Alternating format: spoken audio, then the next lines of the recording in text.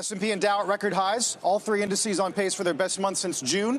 Let's get to Bob Pisani. Morning, Bob. Morning, guys. New highs in all the indices and even some of the sectors as well. Powerful rally today, 4-1, advancing to declining stocks. New highs are expanding as well. It's risk on here. Energy's even rallying. Semis, of course. Industrials. We've got a number of new highs in industrials. Bank stocks even up as yields have moved up. Utilities a bit on the flattish side, as you can see there. You want to watch China stocks, MCHI. This is the broadest ETF for China. It includes mainland China, Hong Kong stocks, even stocks like Alibaba, the trade here. It's the one that I watch. You see this?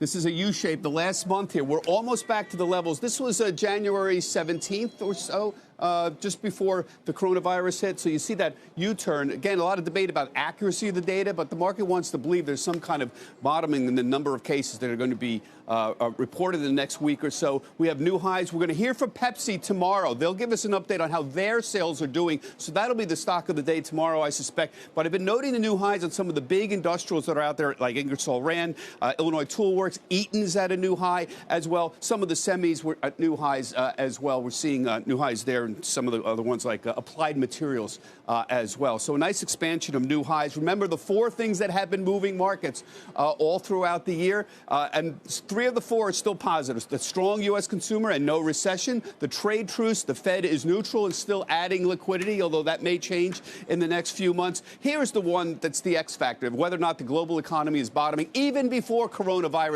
there was a lot of debate about the manufacturing numbers, particularly over in Asia, being still notably on the weak side. Let's just say 3 out of the 4 definitely positive, and the fourth one is still up for grabs. Remember, we're middle of earnings season. We're about 75% of the way done earnings season right now. And here's the important thing. Q4 numbers still keep going up. That's a good sign. This number is falling. Now, this happens very typically for the quarter that we're in, but it's falling really fast. A week ago, this was 4.8%. Now down 1%. That's on the coronavirus concerns. Now, again, much faster than normal. That's a little disconcerting, but the market has now levitated itself into believing that these declines are going to be temporary, that they'll be made up in the subsequent quarters.